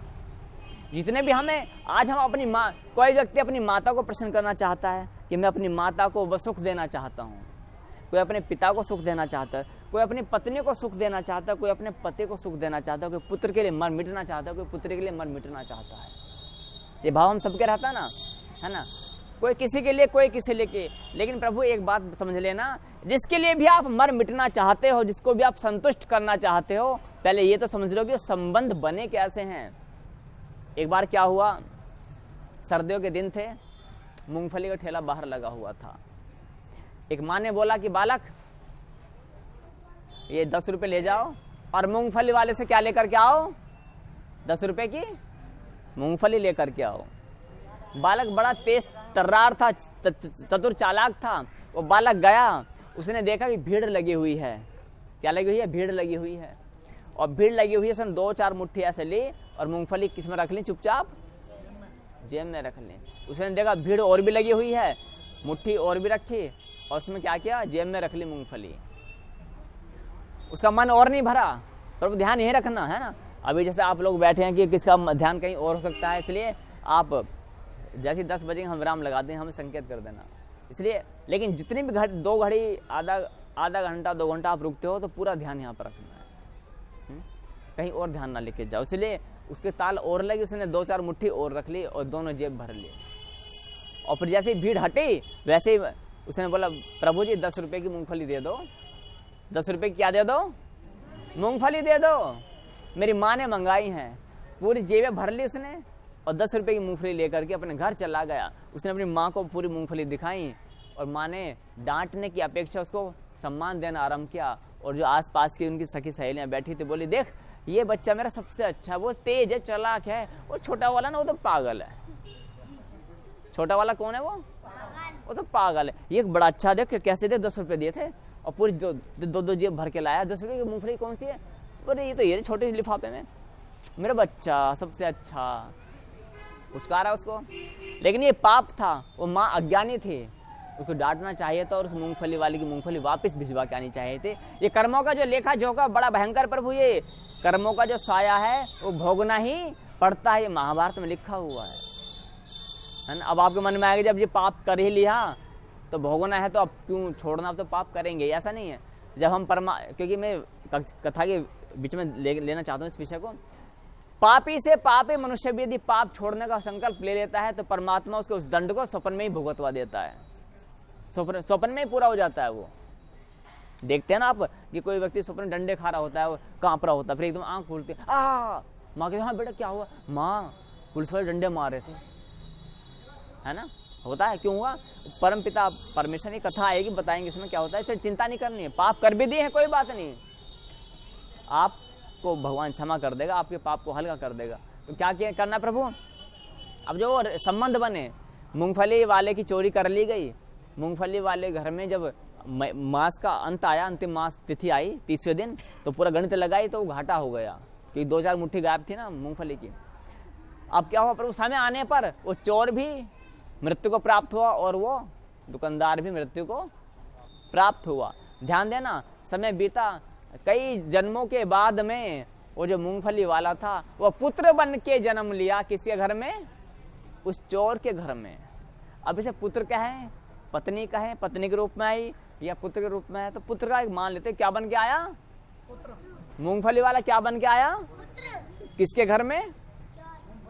हाँ, मूंगफली वाला चोर के घर में पुत्र बन के आया अगले जन्म में। हाँ, मरने के बाद दोनों मर गए ना, अगले जन्म में क्यों आया बताएंगे अभी। अब क्या हुआ प्रभु? और वो इकलौते लड़का था, और वो जो बहुत धनवान था, धनवान इसलिए था कुछ उसने अच्छे कर्म किए थे। जो इस ज्ञान में आते हैं उनके भी हजारों जन्मों के पाप नष्ट हो जाते हैं। हजारों जन्म, इसको सुनोगे तो, बैठोगे तो भी पाप नष्ट होंगे, किंतु सुनोगे आप ध्यान से तो ये महाभारत में लिखा हुआ है। इस ज्ञान को सुनने मात्र से ही अनेकों व्यक्ति की बुद्धि में परिवर्तन होने लगता है। सुनने मात्र से, सुनेंगे तो। अब आप बैठे हैं और सुन कहीं और के रहे हैं, किसी का नाटक में ध्यान है, किसी का दूध में ध्यान है, किसी का दही में ध्यान है, किसी का आजकल तो ये है व्हाट्सएप में ध्यान है, मोबाइल में रील में ध्यान है। अब तो मुझे भी वाक्य बदलने पड़ते हैं, रील में ध्यान है। रील चलते हैं ना, रीलें है ना, इंस्टाग्राम पर ना जाने काहे पर रील चलती हैं। तो हाँ न जाने बहुत सारे हैं वो अपने। और एक और है वो पबजी पे लगे पड़े हैं। तो किसी का ध्यान यहाँ पर भी है जी, पबजी सब्जी इनमें सब लगे पड़े, इसलिए ध्यान यही रखें आप। हम मना नहीं करते, खूब देखो जो देखना, लेकिन ज्ञान को ध्यान सुनो। बस 11 दिन की कक्षाएं होती हैं, अधिक दिन की नहीं होती हैं। फिर तो हमें जो बुलाएंगे अपने घर पर कि गुरुदेव हमारे इस घर को पवित्र कर दिया जाए। और इसमें क्या होना चाहिए? महाभारत को प्रचंड ज्ञान। हम पूरे जीवन कुछ नहीं कर सकते, लेकिन 11 दिन के लिए अपने घर में भक्ति का एक संकीर्तन, एक वातावरण बना सकते हैं। ये बहुत भव्य बात है। मैं नमन करता हूँ जो हमें वाहन की सेवा देते हैं, जो हमें तेल की सेवा देते हैं। ये बहुत भाग्य की बात है, उनके बहुत पुण्य कर्म उनके विकसित हैं, पुण्य बढ़े हुए। जो ऐसा भाव आता है, जो आपके पुण्य बढ़ा हुआ, जो आपने यहाँ पर ये गद्दे आदि बिछाएं, जो व्यवस्था की है, ये पुण्य बढ़ा हुआ है आपका। तो प्रभु क्या हुआ? मृत्यु प्राप्त हुई और उसे चोर ने मूंगफली वाले को बहुत लाड प्यार से पाला। अब चोर कौन है? पिता है, और मूंगफली वाला कौन है? पुत्र है। ध्यान देना। तो चोर ने अपने पुत्र को बड़े लाड प्यार से पाला, विदेशों में भेजा, कम से कम भी 10-15 करोड़ रुपए लगा दिए उसके पीछे पढ़ाई कराने के लिए, विदेश में भेज करके बहुत लाड प्यार से भेजा। जैसे ही उसकी विवाह के लिए बातें चली, एक सुंदर लड़की से उसका विवाह अपना देखा कहीं ना कहीं, और जैसी बात चल रही थी वैसे उसके रोग लग गया। क्या लग गया? रोग लग गया उस बालक को। उस रोग में उसकी करोड़ों अरबों की संपत्ति जो थी धीरे धीरे लगती चली गई, किंतु उसके रोग का कोई पार ना पाया। और धीरे धीरे क्या हुआ प्रभु? वो जो जैसे यहाँ पर ऐसा मानो कि जैसे मुरादाबाद में जो सबसे बड़ा व्यापारी कोई हो, या पूरे उत्तर प्रदेश में सबसे बड़ा कोई व्यापारी, वो बिल्कुल भिखारी बन जाए, केवल किस लिए? अपने बालक इकलौते पुत्र की बीमारी के कारण। उसने जनता से उधार लेना चालू कर दिया। स्थिति ऐसी हो गई कि सब कुछ बिक चुका था, कुछ भी उसके पास शेष नहीं था। इसी बीच में उसकी पत्नी का देहांत हो गया, अर्थात उस बालक की माँ का देहांत हो गया। वो माँ कौन थी जानते हो? वो चोर की जो माँ थी, चोर की माँ थी ना, वही दुख भोग रही थी, वो भी कम नहीं थी। वो यहाँ पर सब गणित बराबर हो जाती है, इसलिए अपने इस हाथ को बहुत सच्चा रखो। अब क्या हुआ प्रभु? वो ऐसे ही धीरे धीरे समय आया और तड़प तड़प करके जो बालक था वो चल बसा। दुकानदार चल बसा। तड़पा क्यों? कोई ना कोई कारण रहा होगा उसका, है ना। अब आगे बढ़ते हैं प्रभु। अब क्या हुआ? जो वो दुकानदार था, चोर था, जो चोर था, वो जो पिता था, चोर किस रूप में आया था? पिता के रूप में। और वो पिता ऐसे मंदिर के सामने बाहर बैठा हुआ, तो उसकी आयु हो गई थी 70-80 वर्ष। सब कुछ भूल, जो अरबों खरबों की संपत्ति का मालिक था, वो ऐसी मांग करके कुछ खा लेता था, फटे कपड़े पहन लेता था, गर्मियों में ऐसे कहीं पड़ा रहता, सर्दी में भी ऐसे पड़ा रहता था, पागल हो चुका था वो। एक दिन ऐसे रो रहा था तो साधु संत जा रहे थे, उसको देख करके मुस्कुरा दिए, हंस दिए। क्यों रो रहा है? बोले महाराज रो नहीं तो और क्या करूं? बोले क्यों रोता है? वो तो दुकानदार था, मूंगफली वाला था। बोले कौन था? बोले जो तेरा बेटा था जिसके तो रो रहा है, वो तेरा बेटा नहीं था। कौन था वो? वो दुकानदार था जो अपना लेन देन पूरा करने के लिए आया था, और तूने उसके चक्कर में अपना पूरा जीवन नर्क कर लिया है। ये जीवन तुझे इसलिए नहीं मिला कि तू अपने पुत्र या पुत्री या पति या पत्नी के लिए पीछे नर्क कर देना, ना ना ना, इसलिए नहीं मिला प्रभु जी। जो इस भ्रम में रहते हैं ना, ये इंद्रियां आपको क्षण भर का सुख दे सकती हैं, है ना। जैसे मैंने बताया कि किसी को अपने पुत्र से बहुत प्रेम है, किसी को अपनी स्त्री से बहुत प्रेम है, किसी को अपने पुत्र से, किसी को अपने पति से बहुत प्रेम है। प्रेम अधिक दिन का नहीं रहता है। ये जिससे भी आप अधिक प्रेम करते हो उसे 2 घंटा अपने सामने बिठाओ, 4 घंटा बिठाओ, आप देखते देखते थक जाओगे। देख पाओगे 2 दिन भी आप देख पाओ तो बहुत बड़ी बात है। नहीं दे, इस संसार में कोई भी सुख भोग विलास ऐसा नहीं है जिसको तुम सदा भोग सको। आपका मन उबने लगता है, फिर कुछ नया चाहिए होता है ना, है ना। आप गृहस्थ जीवन को देखो, जब विवाह आदि होता है उसके बाद मनुष्य सोचता है कि बड़ा आनंद आता है, लेकिन कितने दिन का आनंद होता है, सब कुछ मिट्टी बन जाता है। तो प्रभु क्या हुआ? उसे फिर वो ज्ञान हुआ कि अच्छा, उसे याद, उस साधु ने उसे दिव्य शक्तियां दी, उसे याद दिलाया, देख तूने चोरी की था ना, इस मूंगफली वाले की मूंगफली चुराई थी। बोला हाँ मुझे याद आ गया है। अरे तो मैंने इतना जीवन बिना भक्ति के बिता दिया, 3 कर्म किए बिना ही बिता दिए। रोने लगा, फिर से रोने लगा। बोला अब मत रो, जो हुआ सो हुआ, अब से भगवान की भक्ति में लग जा।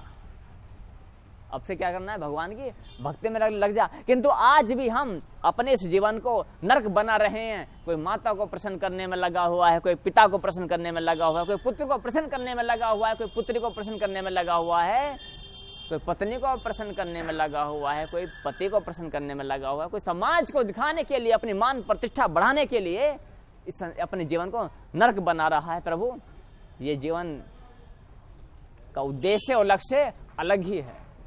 इस जीवन का उद्देश्य और लक्ष्य अलग ही है, इसे हमें व्यर्थ नहीं करना चाहिए। तो इसी के साथ में मैं विराम लगाऊंगा।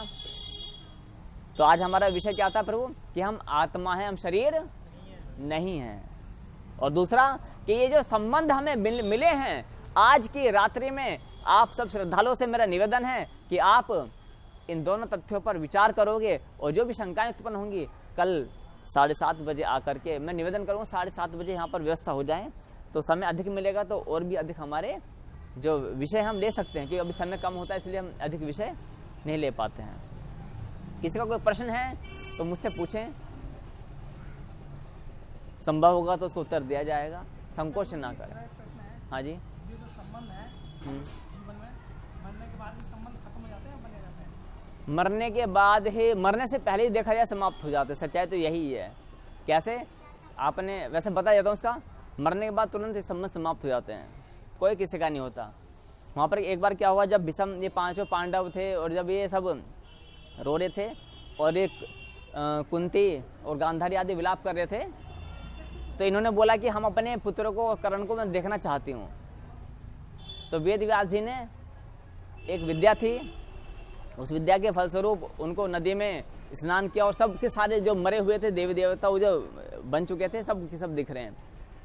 तो उन्होंने बोला कि हे पुत्र कर्ण तुम क्या से? बोले तो वहां से उनकी क्या वाणी आई है, कौन पुत्र, किसका पुत्र, कैसा पुत्र? हम तो अपना जो ऋण संबंध है इस संबंध के अनुसार है यहाँ पर, है ना। हाँ, लेकिन वो दिव्य थे, वो देवताओं के अवतार थे, तो लीला करने के लिए आए थे वो। किंतु यहाँ पर हम जो दिख रहे हैं ना, ये लेन देन का संबंध है। और जब हम कहते हैं 7 जन्म हम तेरे साथ रहेंगे, ये केवल एक कहावतें हैं, इनका वास्तविकता से कोई सरोकार से नहीं है। कोई भी किसी का लेना देना नहीं होता है। सच्चाई तो मैं ये बताता हूँ, यदि किसी को मरी हुई माँ भी दिखाई देने लगे सीढ़ी पर बैठी हुई, मान ली किसी माता का देहांत हो गया, किसी माता का देहांत हो गया और रात्रि के 1:30-2 बजे वो कहाँ दिख रही है? सीढ़ी पर दिख रही है ना। कहाँ दिख रही है? सीढ़ी पर, जीने पर दिख रही है बैठी हुई। अब बेटा क्या करेगा, पुत्र क्या करेगा? जाएगा, और वो कह रही पुत्र इधर आ जा, मुझे गले से लगा ले, पुत्र मैं तुझसे मिलना चाहती हूँ, पुत्र आ जा। अब बताओ वो बालक 1:30-2 बजे उठ करके अपनी माँ के पास जाएगा? हाँ ना, बोलो ना। नहीं जाएगा, वो सुबह को तांत्रिक को बुला लेगा। किसे बुला लेगा? अच्छा नहीं, फिर भी आप में से कोई जाएगा जो समझदार है, समझ पा रहे हैं इससे? कोई जाएगा क्या? कोई नहीं जाने का है। बोलेंगे, बोले हाँ तांत्रिक को बुलाएंगे, बोले महाराज जी हमारे घर में जी हमारी माँ है, उसको हमने सब कुछ करवा दिया, पिंड दान करवा दिया, ये दान करवा दिया, वो दान करवा दिया, लेकिन वो अभी भी रात को दिखाई देती है जी। अब पंडित जी बोले, अब मुझे ऐसा पंडित आया तो मैं तो बोलूँगी ठीक है, अच्छी बात है, तेरी माँ दिख रही तो गले से लगा ले अपनी माँ को, खूब, है ना, खूब मेल मिलाप कर, खूब 56 प्रकार के भोग बना, अपना प्रेम कर अपने माँ से। तो माँ तो आई है, कोई भूत तो आया नहीं है। तो वो कहेगा पंडित जी बेकार है, दूसरे पंडित जी के पास जाओ, है ना, जो उसे बांध के अब मेरे घर से बाहर फेंके। सत्य वचन है। तो इसलिए इस भ्रम में मत रहो प्रभु जी कि मरने के बाद कोई संबंध रहता है। सच्चाई तो यह कि जीते जी संबंध समाप्त हो जाता है। जब दिखता है ना कि जब दिखता है कि अब इसके प्राण निकल ही जाएंगे और ये मलमूत्र कर रहा है बिस्तरे पर, तो पता क्या होता है, कोई भी संबंध क्यों ना हो, कि पहले परमात्मा या इसे या तो उधर कर ले या इधर कर ले, है ना, क्या कर ले, या तो इधर या उधर। सच्चाई यही है। तो लेकिन आज हम कितने मूर्ख बन चुके हैं कि इस जीवन को इन्हीं के पीछे लगाए जा रहे हैं। आप बोलोगे महाराज आप तो गृहस्थी हो, नहीं आप तो क्या हो, ऐसे ही हो, सन्यासी हो, आपका घर परिवार नहीं है ना। ये भी नहीं, मेरा परिवार भी यहाँ बैठा हुआ है, पुत्री आपको पता ही है, हाँ? और संबंधी भी हमारे पीछे ही आपको बगल में बैठे हुए हैं। किंतु आपको केवल विधि सीखनी है। क्या सीखनी है कि इस दलदल में से, किस कीचड़ में से निकला कैसे जाए। हाँ, जब आप इस विधि का पालन करोगे तो विरोध बहुत होगा इस माया का, इस माया का। माया का प्रभु निर्णय तो लेना पड़ता है, इस निर्णय को आप ही को लेना पड़ेगा और कोई नहीं ले सकता। ये माया नहीं छोड़ने की, माया तो आपको नरक में डुबोके ही मानेगी, है ना। इसलिए ये तो निर्णय हमें लेना पड़ता है। दोनों हाथों में लड्डू कोई नहीं ले सकता। एक बालक था, बोले कि गुरुदेव मैं बहुत पैसा कमाना चाहता हूँ। हमने बोला प्रभु ठीक है, आप बहुत पैसा कमाना चाहते हो ना, और कि मैं भगवान का प्रिय भी बनना चाहता हूँ। मैंने बड़ा कठिन प्रश्न कर दिया। मोक्ष की बात होती है तो बात ठीक है, आप प्रिय बनना चाहते हो। हमने कहा एक काम करो, यज्ञ दान तप करने हैं, गुरु के दिशा निर्देश में जीवन जीना है, और अपनी आय का 3रा भाग धर्म के प्रचार में देना है, शाश्वत गुरुकुल में देना है। गुरु जी बड़ा कठिन पड़ जाएगा, हमारे 30 शास्त्र रुपये कमा रहे हैं तो 10 शास्त्र रुपये कैसे दे दें। बोले तो फिर यहाँ पे जो प्रिय बनने की ओर आते हैं, जो भगवान शरणागत होते हैं, तो पूरा जीवन दे डालते हैं, है ना। और भगवान तुमसे केवल एक ही जीवन मांगता है। तो सबसे उत्तम क्या है, इस माया से तो आप अपना आप ही पार उतर सकते हो। ज्ञान देने वाले, ध्यान देना, भगवान ने, कृष्ण ने दुर्योधन को ज्ञान दिया, किंतु उस ज्ञान को समझ नहीं सका वो। रावण के पास भी ज्ञान था, उस ज्ञान को आत्मसात करना पड़ता है, चलना पड़ता है। आप जिस दिन आपकी रात्रि की नींदें उड़नी चालू हो जाएंगी, इस ज्ञान को सुनकर के आपके प्रातःकाल की जो होगी ना, प्रातःकाल वो बदली हुई आएगी। प्रातःकाल क्या होगा, आप चिंतन करना आज की रात्रि में कि आप जी किसके लिए रहे हो, आत्मा के लिए, शरीर के लिए जी रहे हो। आप प्रातःकाल से लेकर सायंकाल तक, जन्म से लेकर के मरण तक का जो जीवन चल रहा है, केवल शरीर के लिए ही चल रहा है। आप माँ से प्रेम नहीं करते हो, माँ के शरीर से प्रेम करते हो। माँ से प्रेम करते तो मरने वाली माँ जो भूत प्रेत बन के दिखते हो, आप उससे प्रेम करते हैं। शरीर से प्रेम करते हो ना आप, है ना। शरीर के लिए जीवन जीना ये तो बहुत बड़ा घाटे का सौदा है। और कोई शंका आज के विषय के अनुसार? गुरुजी माया नहीं चाहती मायापति से मिले। मायापति कौन? भगवान विष्णु जी। माया कौन? लक्ष्मी जी। क्योंकि वो चाहती है कि मैं ही रहूं, इनके पास कोई और ना है। तो माया नहीं चाहती मेरे पति से कोई मिले, मायापति। हाँ, ये सत्य है। तो माया नहीं चाहती तो क्या फिर हम भी यानी कि असफलता चाहते हैं कि सभी असफल हो जाएं 10वीं कक्षा में, है ना। तो फिर बालक क्या चाहेगा? भ्रमित कर दी जाती है ना। नहीं, भ्रमित नहीं करते। भ्रमित तब होगा जब आप शास्त्र को आधार ना मानकर अपनी मनमानी करोगे। भ्रमित हम क्यों नहीं हुए भ्रमित आज तक? जानते क्यों? ना तेरी ना मेरी। मान लीजिए मेरे मन में विचार आया कि हमें, आपने हमें ज्ञान दिया, हम समझ गए, हाँ, और जो हम और को समझाते हैं ना वो नहीं समझ पाते। नहीं समझे ना समझे, हमारे चलने में मुझे कौन रोक सकता? मान लेते मेरे पिता मुझे रोकते हैं कि भाई वहां पर ये मत जा, वहां पर तू ज्ञान करने मत जा। प्रश्न करूंगा क्यों ना जाऊं, और क्यों ना जाऊं ये बताओ मुझे। अब जैसे प्रहलाद को रोका गया था, लेकिन प्रहलाद क्या माया के वशीभूत हुआ था? आप बताओ ना। सीधा टकराओ, ये टकराव तो आपको करना पड़ेगा। ये टकराव आपको, भगवान राम ने अपने पिता से टकराव किया था। पिता ने बुलाया कि राम मेरे वचन को तोड़ दो। नहीं तोड़ूंगा। भरत ने बोला मरने जा रहे हैं। जो भी हो, टकराव तो आपको करना पड़ता। अर्जुन ने क्या टकराव किया? धर्म की रक्षा के लिए भीष्म पितामह को मार दिया। जिसकी उंगली पकड़कर चलना सीखा तो उसी पे बाण छोड़े चले जा रहे हैं। आप विचार करो। और यदि आप ये कुछ बोलते हैं हम अपने माता पिता को नहीं छोड़ेंगे, पति पत्नी को नहीं छोड़ेंगे, पुत्र पुत्री को नहीं छोड़ेंगे, जब मृत्यु का बुलावा आता है सब कुछ छोड़ना पड़ता है। इसलिए पहले ही छोड़ दो, मन से छोड़ दिया जाता है। मैं इस हृदय में मेरे कोई नहीं बसता सिवाय मेरे परम गुरुदेव के और परम पिता परमेश्वर के। यही भाव तुम्हें लेना पड़ेगा। या तो अपने आप से ही छोड़ दो मन से, या मृत्यु छुड़वाएगी बलपूर्वक। और जब बलपूर्वक छोड़ोगे ना, जैसे आपके पास 2 रुपया है, आपने अपने आप से छोड़ दिया ना, आपको दुख होगा क्या? और कोई छीनेगा जबरदस्ती तो क्या होगा? आपको पूरे जीवन याद रहेगा। जब मैं वहां पर गया तो मेरे 2 झपट मार करके बलपूर्वक मेरे कमाए हुए पैसे को छीन लिया गया था। इसलिए ये तन जो मिला है, ये तन परमात्मा की सेवा के लिए मिला है। तो एक अगली कक्षा में बताएंगे। इसलिए पर माया से जो व्यक्ति चिंतन कर सकता है रात्रि के काल में, दिन के काल में, जो इस ज्ञान की बातों पे विचार करेगा, उसको ये माया हाथ भी नहीं लगा सकती। लेकिन जब जब तुम इस चिंतन को छोड़ देते हो, तब तब तुम माया की चपेट में आ जाते हो। नहीं ज्ञानेन सादृशम विद्यते। आपको ज्ञान तो है, किंतु उस ज्ञान को आप कंठस्थ नहीं कर पाते हो। आप उसको चिंतन में नहीं लाते हो, पीछे रख देते हो। चलो कोई बात नहीं, आज नहीं कल करेंगे। और ऐसे ही करते करते मेरी उंगलियों पर अनेकों नाम है जिनके जीवन समाप्त हो चुके हैं। जो आज नहीं कल, आज नहीं कल, आज नहीं कल, और अरे चला गया वो, अरे ये तो बड़ी गड़बड़ हो गई जी, है ना। आएंगे इससे संबंधित कथाएं। और कोई शंका? अब एक मेरे साथ सभी एक मंत्र का उच्चारण करेंगे। श्री कृष्ण गोविंद हरे मुरारी। हाँ, तालियां बजा करके 1-2 मिनट के लिए। इसके बाद फिर प्रसाद वितरण होगा। श्री कृष्ण गोविंद हरे मुरारी, हे नाथ नारायण वासुदेवा।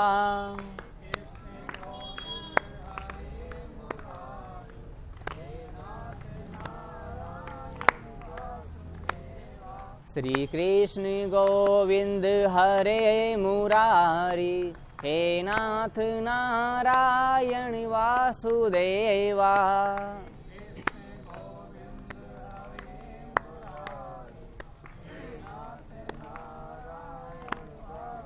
हरि ओम। कोई 2 शब्द बोलना चाहता हो यहाँ पर कोई बालक? कोई अपनी बात रखना चाहता हो तो रख सकता है, स्वागत है उसका। प्रसाद है क्या?